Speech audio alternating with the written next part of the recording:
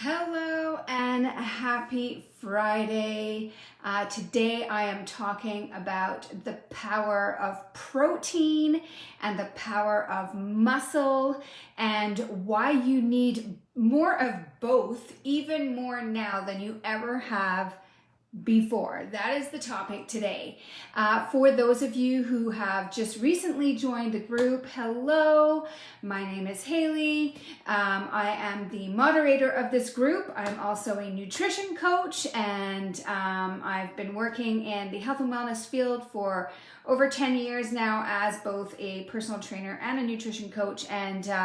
And my specialty now is helping women over the age of 35 who are struggling with weight management and energy levels and hormonal imbalances because of the joys of perimenopause and beyond.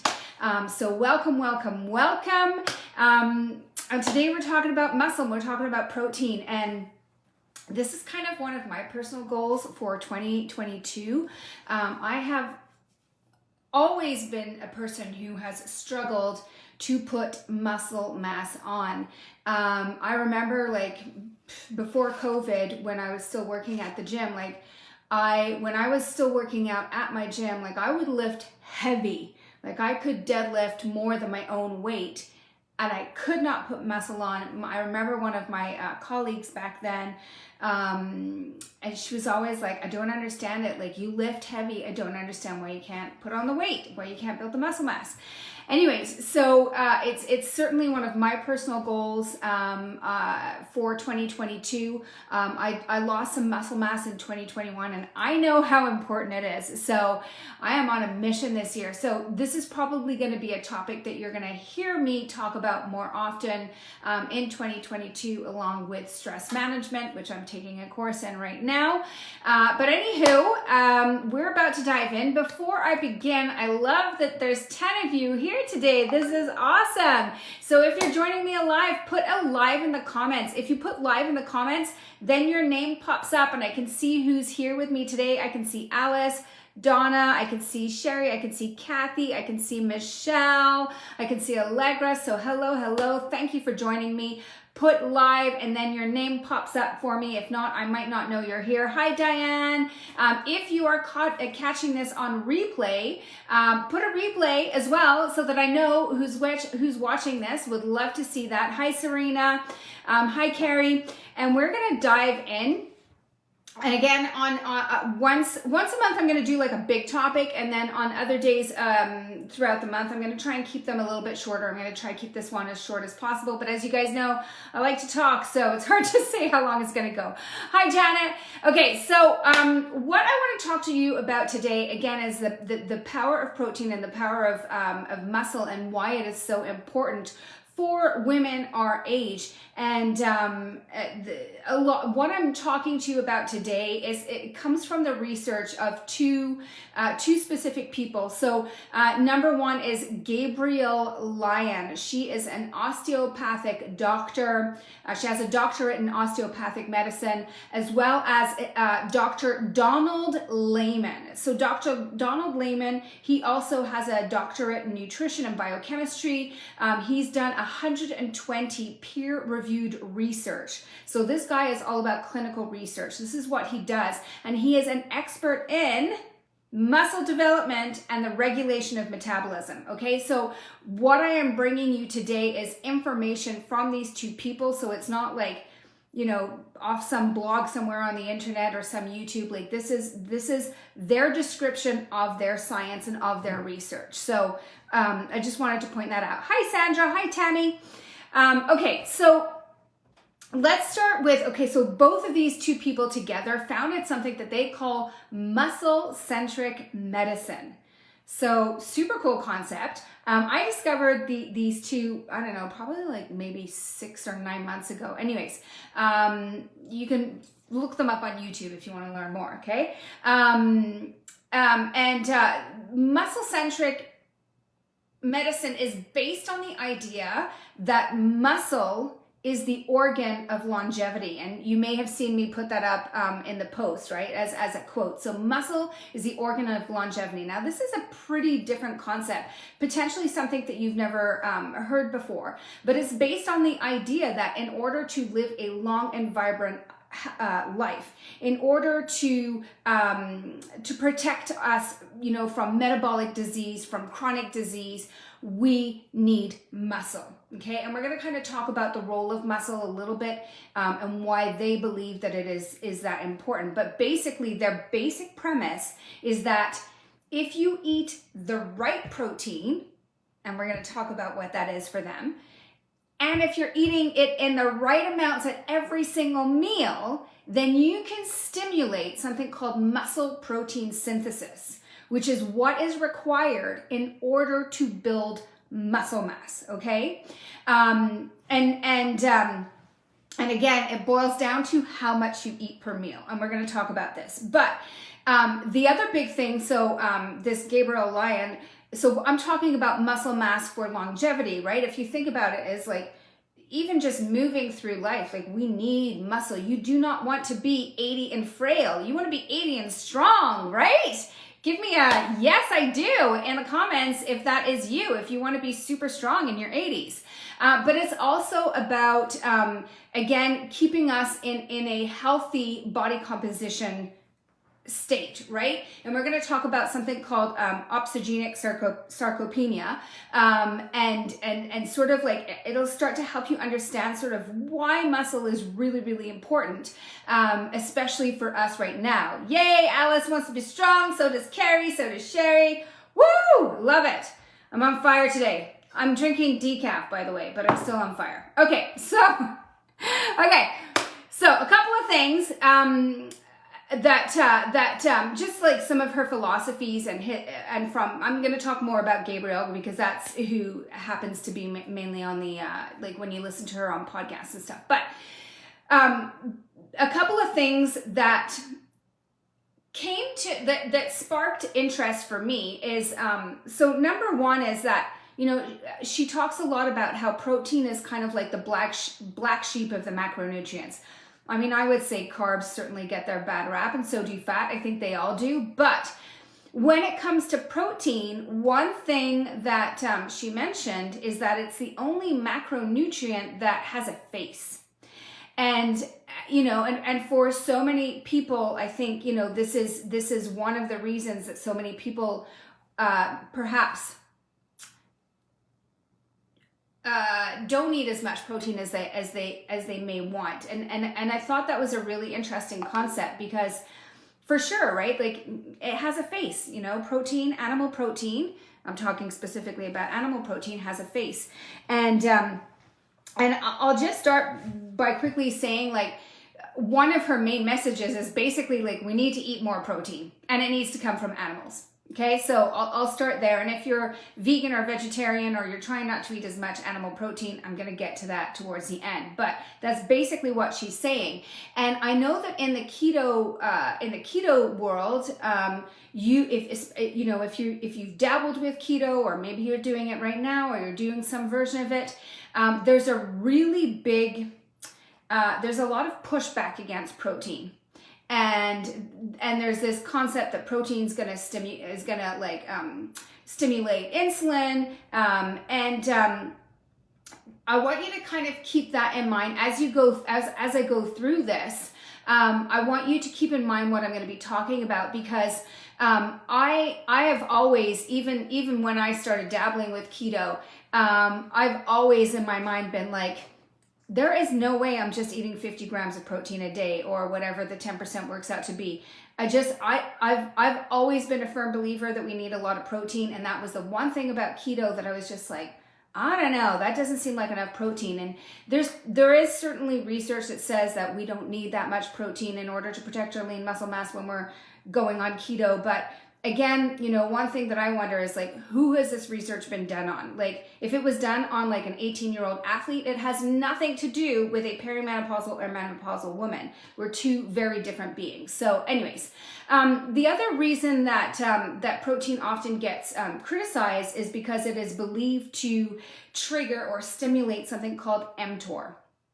And mTOR might be a new term for you, but mTOR is a growth pathway, and anything that is a growth pathway is associated with cancer.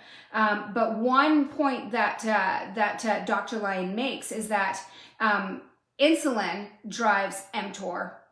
Insulin is what drives mTOR, and guess what drives insulin? Well, carbs way more than protein. So just a few things to keep in mind. Okay, so let's talk about how age affects muscle protein synthesis.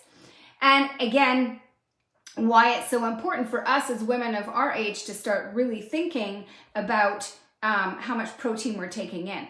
So what she explained, and this was a really cool way of understanding it, I've never thought about it this way, is that when we're young, like, we don't need as much protein because muscle protein synthesis, which again is the building of muscle, when we are young, like, think of like your if you have teenagers in your house, or for me, like Sydney, my 5-year-old, right? Their muscle protein synthesis is driven by specific hormones. Testosterone being a big one, human growth hormone, sex hormones. These are all some of the hormones, and insulin. These are all some of the hormones that are involved in muscle protein synthesis. Now, what happens to these hormones as we age? Well, if you've been following me for a while, you know that human growth hormone starts to go like bleh by the age of 20, and your sex hormones and testosterone will start to go down when you start to hit your 30s, mid-30s kind of thing. So in other words, with the exception of insulin, which we don't really want to have too much of anyways, we suddenly don't have these muscle building hormones. Okay, we are now we're in a position where we don't have them, and so because of that, we as women over 35, 40, 50, 60, 70s now inside this group, we are subject to sarcopenia, which is age-related muscle mass loss. This is a real thing. This is happening, okay? And it's going to happen especially if you are sedentary or if you're not eating enough protein. So here are some of so on top of not having the hormones that help us to build muscle, here are some of the other things that can that can worsen sarcopenia. So like I said, underuse. So sedentary. Who spends their day sitting at like a desk?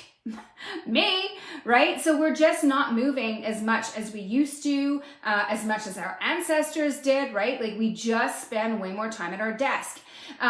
Also, what causes more sarcopenia or age-related muscle mass is low-grade inflammation, which we tend to have during perimenopause and menopause, aging, as well as obesity, right? So the more body fat we have, the more sarcopenia we're going to experience.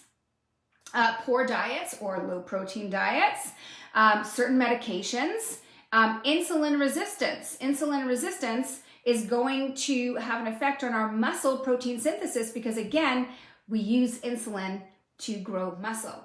But if we're insulin resistant and we're not using said insulin, then that's going to have an impact. Okay, so one of the terms that Dr. Lyon uses that I had never heard before is obesogenic sarcopenia, and she was saying that this is something that we're encountering more and more. So what is that? So you already know what sarcopenia is, and you know what obesity is, and so basically it is a state in which you have too much body fat and not enough muscle.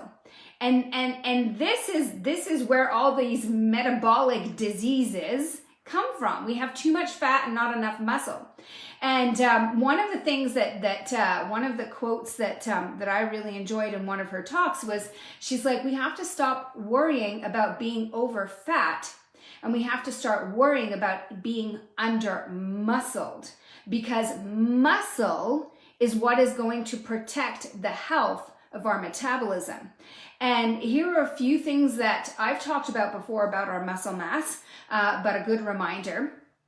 Number one, the amount of muscle mass that you have on your body is largely responsible for your resting metabolic rate. So this is like your resting metabolic rate is how many calories you're burning when you're doing nothing, like when you're sleeping. The more muscle you have, the more calories you burn because it is metabolically active. And you want to have not necessarily like a super fast metabolism, but you want to have a good metabolic rate because the slower your metabolism, the less calories you can get away with. And so unless you intend to diet for the rest of your life, which you probably don't want to, you want to have a better metabolic rate. Okay, I'm going to have a sip of water here. Bear with me. By the way, this is my jug of water. You got to have a big, got to drink a lot of water. Okay, next thing to understand about muscle and weight management and metabolic health is that your muscle is responsible for 80% of the glucose that you eat, for metabolizing it, okay? 80%. So glucose, this is carbs, right? So the carbs that you eat, your muscle is responsible for 80% of the utilization of that energy. So again, the more muscle you have, the better your ability to handle carbs. And we want that because if not, we've got insulin resistance and we've got pre-diabetes and then we've got diabetes and then possibly Alzheimer's, right? So these are all interrelated. The other cool thing about muscle is that it is the largest site of lipid oxidation. Okay, so this is a fancy word for meaning that when your body takes fat, either fat from your diet or fat from your fat cells, and that fat gets turned into energy for your body to use, that's lipid oxidation. So knowing that the largest site of lipid oxidation is your muscle, you can understand why you want to have a lot of muscle. And then this is a new thing. I did not know this. This is something I learned, is that the muscle is an endocrine organ. So anything that's an endocrine organ produces hormones, right? And so when we think about that, we think about like the pancreas that secretes insulin, or we think about our sex hormones like our ovaries or the thyroid, but we probably don't think of muscle. I certainly did not think of muscle, but they actually do produce hormones. And the hormones that they produce are called myokines. And guess what? They are anti-inflammatory. So more muscle, less inflammation. Kind of cool, right? I did not know that one. That was a new one for me. Okay, so one of her main messages is that you have to evolve your diet and your training as you age, and you have to be much more targeted. And I think this is super brilliant, and I've never thought of phrasing it this way, but you have to evolve your diet and your training as you age, because your body is changing. Your body is changing. And so you need to understand those changes, and then you need to take those changes into account as you're determining your nutrition and your training, how you're training.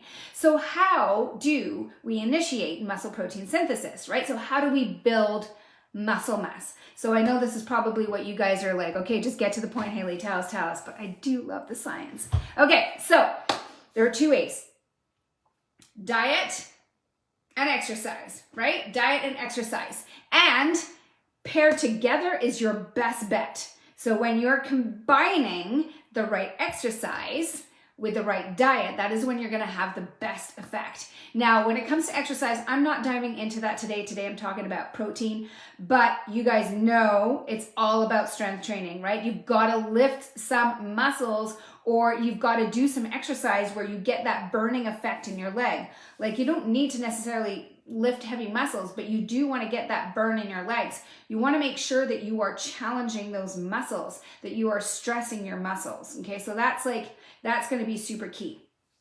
But again, diet is the other one, and the best combination is the two together.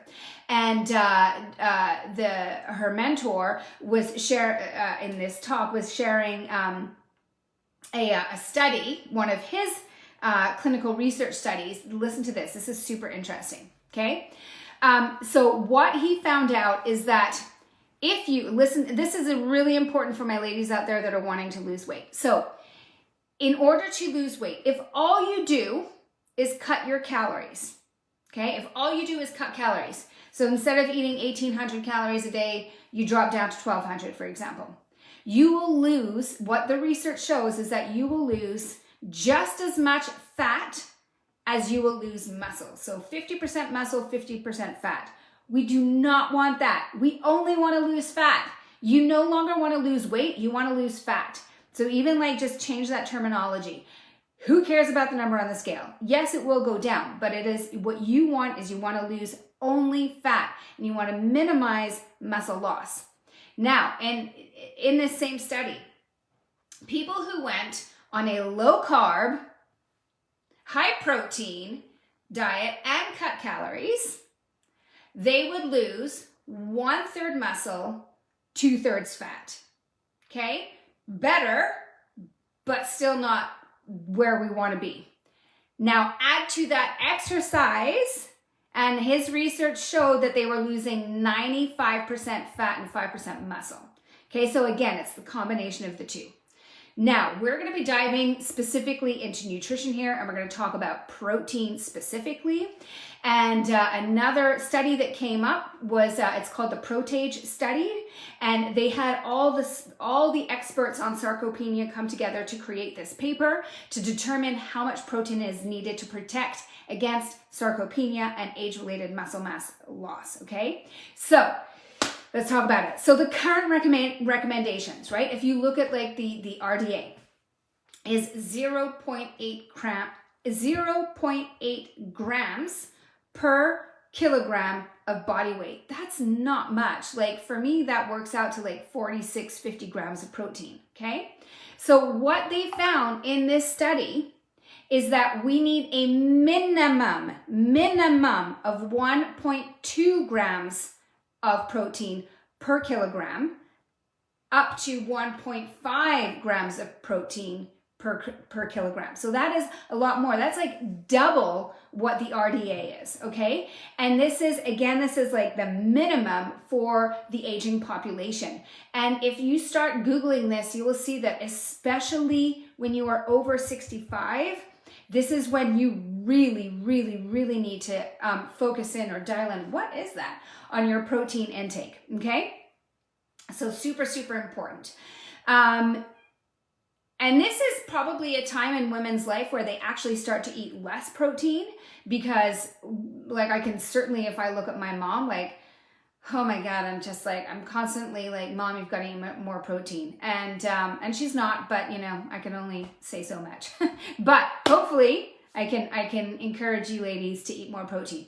So when it comes to weight loss, in her practice, 1 gram per pound of body weight is what she does, up to 250 grams for people who have a lot of weight to lose, okay? So 1 gram per pound, like that is probably way more than you're currently doing, right? So do these numbers surprise you? Like when you start to think of how much protein you might need to incorporate?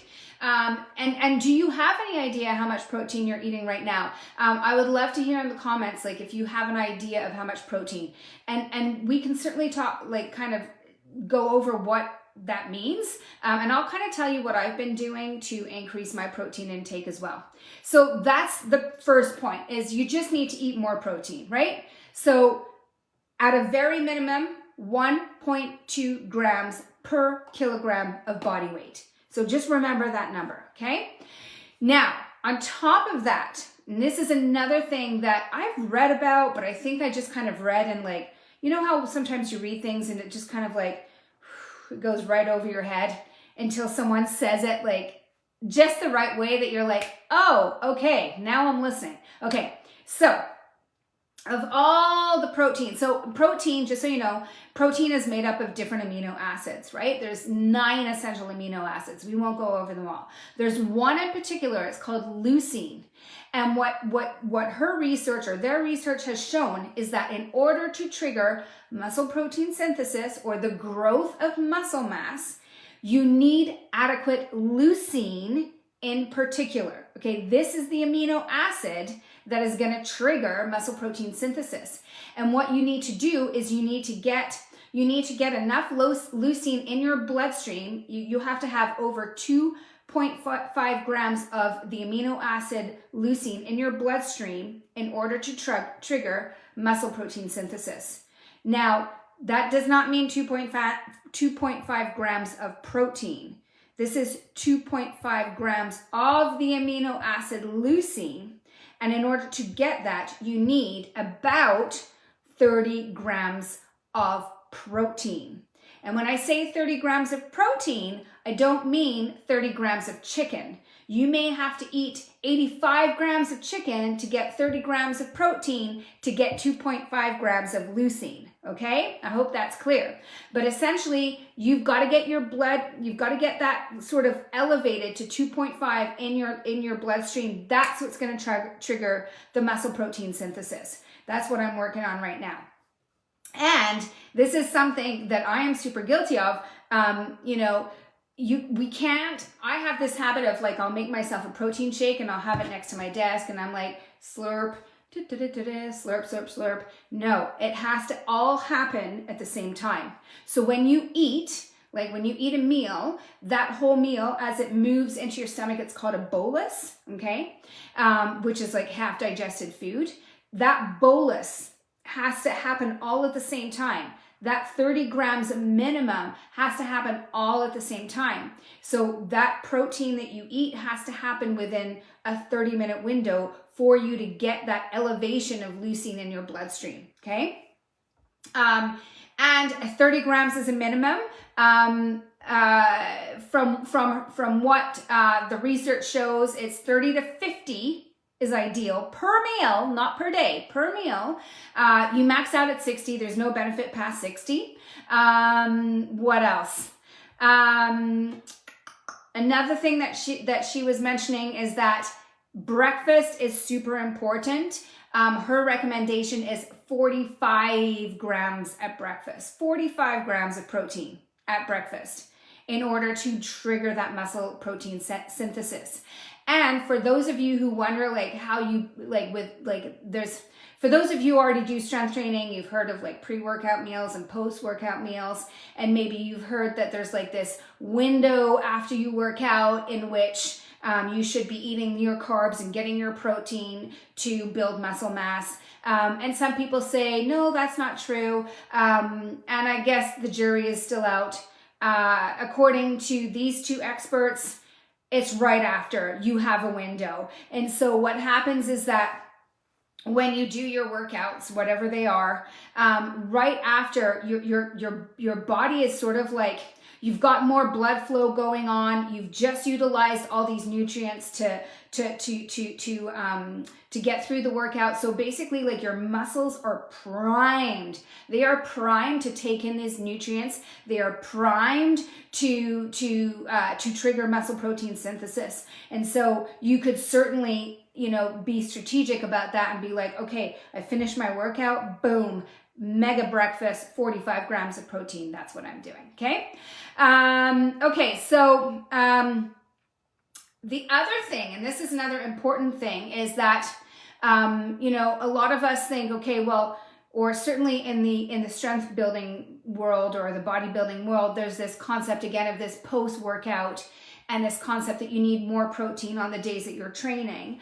Again, from their research, they say that it is just as important, if not more important, on your non-workout days. Because remember, there's two things that trigger muscle protein synthesis: workouts, strength training, and protein, right? The right amount of protein with every meal. So on the days that you're not working out, then it's still crucial to get that protein, because if you're not getting the muscle protein synthesis from your workouts, you need to get it from your diet, right? And I would argue that sedentary people would probably also therefore need it more. Now, again, if you look at the literature, a lot of literature would say that sedentary people need less protein. But if you think about this logically, then it would actually probably be completely different, or the opposite, in the sense that if you're sedentary and you're not triggering the building of muscle via exercise, then you need to do it via your diet, right? Anyways, That's the way I'm seeing it. Okay, so what about my vegans and my vegetarians out there? Because this is where it gets a little complicated, and I'm a client-centered coach. So if I'm working with a woman who wants to go more plant-based, I will do my very best to help that woman go with what she wants, because I do believe that personal preference has to be it's the key to consistency, right? You've got to actually enjoy what you're doing. But if you are vegan or vegetarian, or you want to go more plant-based, then you need to understand that this is going to be a little bit more challenging.